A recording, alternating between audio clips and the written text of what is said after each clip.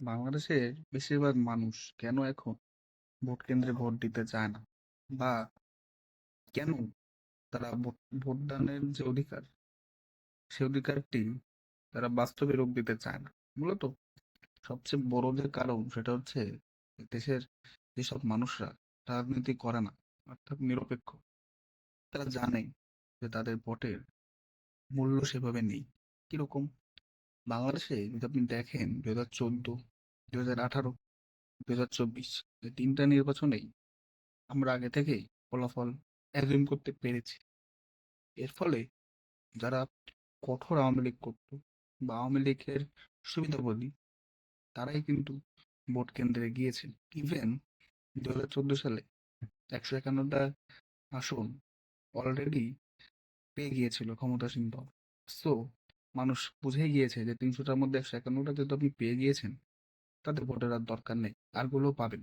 2018-তে কি হয়েছে? 2018-তে রাতেই ভোট হয়ে গিয়েছে। এবং যেহেতু বাংলাদেশে আপনার কখনোই দলীয় সরকারের অধীনে ফেয়ার ইলেকশন সম্ভব নয়, সেহেতু মানুষ সেই ইলেকশনে ভোট দিতে চায়নি। 2024-এ তো জানেনই, আমি দামি প্রার্থী, অর্থাৎ আপনি যে দলের, আপনার এগেনস্টে যে দাঁড়িয়েছে সেও একই দল, যে জিতবেন আলটিমেটলি সেটা আওয়ামী লীগই সিট পাবে। হ্যাঁ, এলাকার ভিত্তিক দুই গ্রুপ হতে পারেন, ঝগড়া বিবাদে জড়াতে পারে, বাট আওয়ামী লীগের যারা কাণ্ডারি, তাদের এতে কোনো প্রভাব পড়বে না। এর ফলে স্বাভাবিকভাবে মানুষ বুঝেছে, যাকেই ভোট দিই, ভোট তো আওয়ামী লীগ পাবে, কিন্তু ভোট দিতে যাওয়ার দরকার নেই। ফলে ভোট কাস্টিং এর যে শতাংশ সেটা কিন্তু অনেক কম ছিল। ইভেন আওয়ামী লীগের যারা সমর্থক, তারাও কিন্তু ভোট কেন্দ্রে যায়নি। কারণ তাদের মধ্যে একটা ধারণা ছিল বা তারা বিশ্বাস করতো যে ভোটের তো দরকার নেই, এমনি জিতবে। তাই হয়েছে। এর ফলে মানুষ ভোট কেন্দ্র বিমুখ ছিল। আগে যেমন ভোট মানে উৎসব, এটা বাংলাদেশে লাস্ট 3টে ইলেকশন আমরা দেখিনি। ঠিক একইভাবে 2026-এর সামনের মাসের ফেব্রুয়ারি 7 তারিখে যে নির্বাচন, 12 তারিখে যে নির্বাচন, সেখানেও ভোটার উপস্থিতি নিয়ে সংখ্যা রয়েছে। কারণ কি? কারণ আপনারা যতই যে যা বলুন, আওয়ামী লীগ বিএনপি বাংলাদেশের দুটো বড় দল। তো যে নির্বাচনে বিএনপি থাকবে না, সেই নির্বাচনে আওয়ামী লীগই জিতবে, মানুষ অ্যাজিউম করে। বা যে নির্বাচনে আওয়ামী লীগ থাকবে না, সেই নির্বাচনে বিএনপি জিতবে, এটাও অ্যাজিউম করা যায়। তো মানুষ ধরে নিয়েছে বিএনপি ক্ষমতায় আসবে। তো দ্যাটস ওয়াই যারা সাধারণ মানুষ, তারা ভাববে যে না, আমাদের ভোট কেন্দ্রে গিয়ে লাভ নেই, তাও ঝামেলায় জড়াবে কে। যারা কঠোর বিএনপি করে তারা ভোট কেন্দ্রে যাবে, এছাড়াও যারা সফট বিএনপি, তারাও ভাবতে পারে যে না, যে লাভ নেই, আমরাই তো জিতবো। মূলত এসব কারণেই বাংলাদেশের মানুষ এখন ভোট কেন্দ্রে বিমুখ। মূলত এটা হচ্ছে অন্যতম প্রধান কারণ আমার মতে।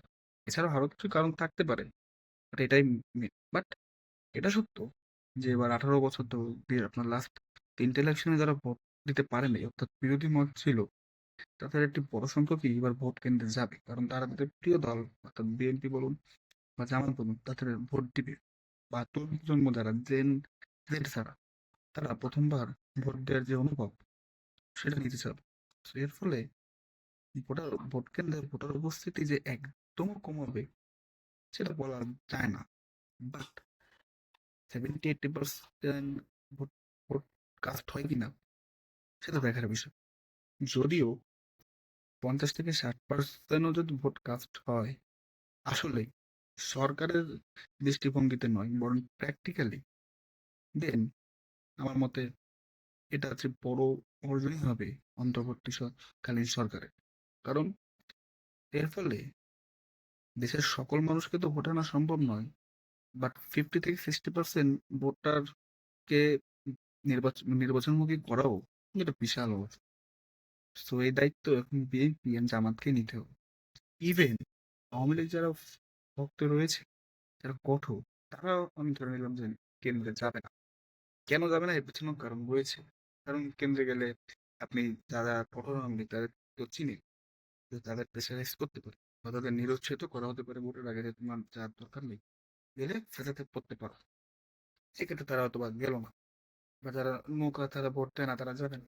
বাট যারা সফট আওয়ামী লীগ করে, অর্থাৎ সুইং ভোটার, যারা মনে করেন যারা আওয়ামী লীগের কে কঠিনভাবে সমর্থন করে না, আপনার আওয়ামী লীগের কিছু কাজ যাদের পছন্দ, তাদের ভোট কেন্দ্রে আনাটা হবে বিএনপি এবং জামাতের জন্য বড় চ্যালেঞ্জ। ইভেন মোটা থাকে প্রশাসনের জন্য বড় চ্যালেঞ্জ।